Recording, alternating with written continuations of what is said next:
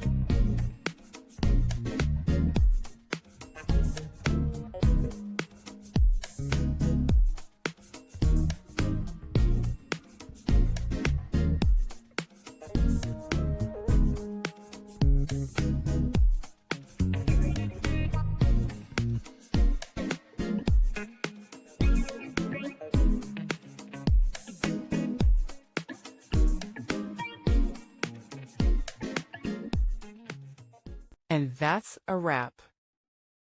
I hope you found the answer you were looking for. If you did, take a second to hit that subscribe button. It really helps out. And let me know in the comments which solution worked best for you. See you next time in the debug zone.